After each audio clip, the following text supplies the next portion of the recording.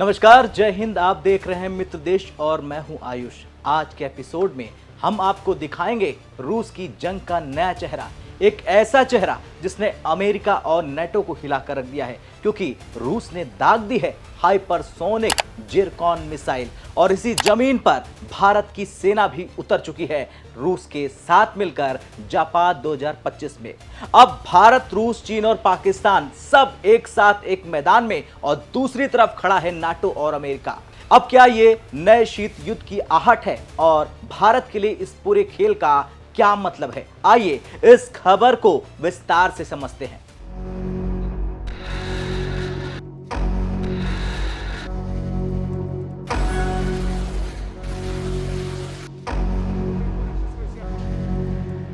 दरअसल 14 सितंबर को रूस ने बारेंट्स सागर की बर्फीली लहरों से उठाकर दुनिया के सामने अपनी सबसे घातक ताकत दिखाई। फ्रिगेट एडमिरल गुलोवको से छोड़ी गई मिसाइल जिरकॉन 3M22 जिरकॉन। इसके रफ्तार की बात करें तो इसकी रफ्तार आवाज से 9 गुना तेज है और इसकी मारक क्षमता की बात करें तो 1000 किलोमीटर तक है।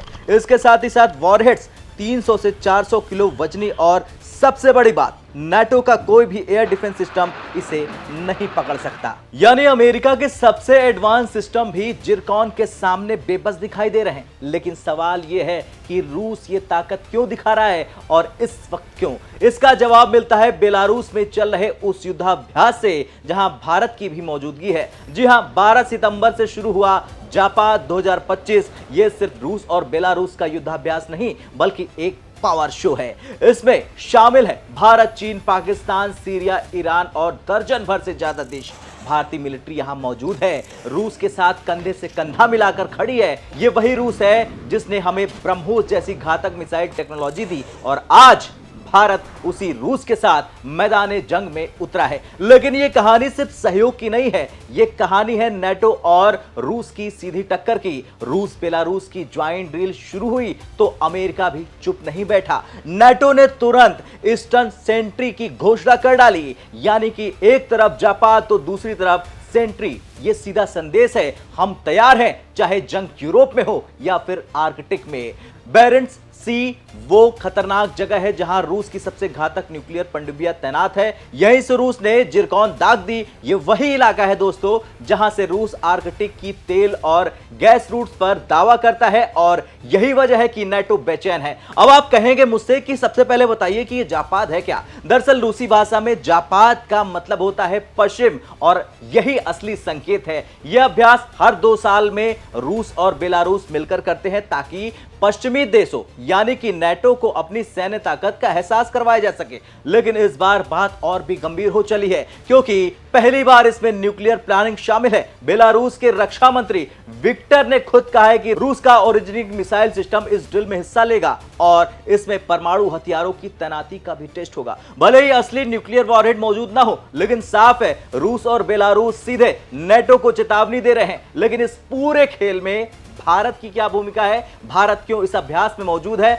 और भारत के लिए जिरकॉन का मतलब क्या है? जिरकॉन और भारत का रिश्ता क्या है?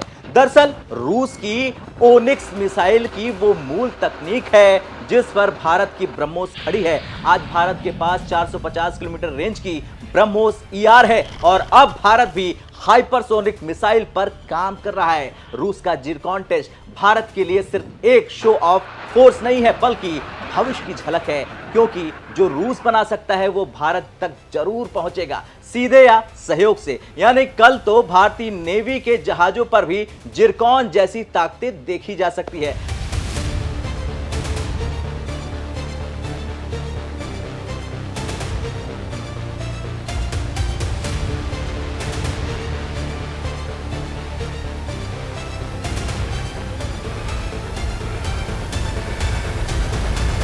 भारत के लिए यह सिर्फ रणनीतिक खेल नहीं है, यह टेक्नोलॉजी का आधार है। यह है जियोपॉलिटिकल बैलेंस का मामला। चीन और पाकिस्तान भी इसी एक्सरसाइज में मौजूद है, तो भारत का संदेश साफ है कि हम हर दोस्ती निभाएंगे लेकिन अपनी सुरक्षा सबसे पहले। लेकिन कुछ भी हो सकता है, सरप्राइज भारत ने तो दे ही दिया, क्योंकि भारत ने 70 सदस्यीय दल इस ड्रिल में भेज दिया है। इसमें 65 सैनिक 7 वायुसेना के हैं और एक नौसेना के अधिकारी भी शामिल हैं। कुमायूं रेजिमेंट के जवानों की इसमें प्रमुख भूमिका होगी। अब आप खुद सोचिए, वो भारत अब रूस, बेलारूस की इस परमाणु ड्रिल में शामिल हो चुका है। क्यों? वजह साफ है, भारत और रूस का दशकों पुराना रिश्ता है, रक्षा रिश्ता है। भारत के टैंक, मिसाइल और यहां तक कि न्यूक्लियर टेक्नोलॉजी तक रूस से जुड़ी हुई है। भारत नहीं चाहता है कि इस मुश्किल समय में रूस उसे निराश मान ले, लेकिन यह भी याद रखिए, भारत अमेरिका और यूरोप से भी अच्छे रिश्ते बनाए रखता है। यानी कि भारत ने इस कदम से दुनिया को फिर से दिखा दिया कि वो बैलेंस,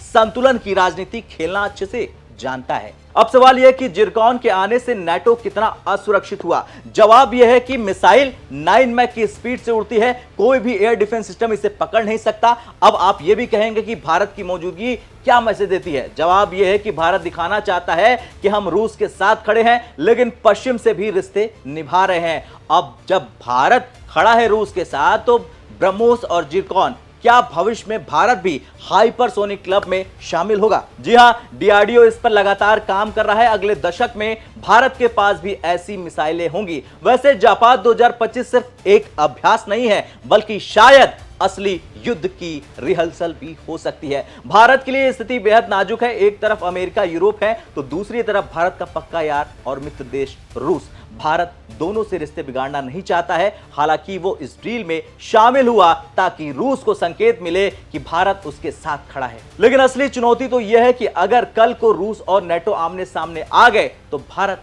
किसके साथ खड़ा होगा? ये बहुत बड़ा सवाल है। खैर, कुछ भी हो, लेकिन आज की तस्वीरें बिल्कुल साफ है कि रूस ने जिरकॉन दागकर अमेरिका को सीधा चेतावनी दे दिया है। नाटो और रूस आमने सामने खड़े हैं और इस बीच भारत रूस के साथ उसी मैदान में मौजूद है। यह है भारत की कूटनीति। एक तरफ रूस का भरोसेमंद साथी, दूसरी तरफ अमेरिका और नाटो के साथ रिश्ते। लेकिन असली मायने यह है कि भारत की आत्मनिर्भर ताकत मौजूद है वहां। ब्रह्मोस से लेकर हाइपरसोनिक मिसाइलों तक भारत का सफर अब रुकने वाला नहीं है। यानी कि जिरकॉन की गूंज सिर्फ मॉस्को तक नहीं, दिल्ली तक सुनाई दे रही है। यही है मित्र देश की आज की सबसे बड़ी खबर। अब आपसे सवाल कि भारत को रूस के साथ खड़े रहना चाहिए या फिर नहीं, कमेंट कर जरूर बताएं। मिलते हैं मित्र देश के अगले एपिसोड में कल फिर से। तब तक के लिए जय हिंद, जय भारत।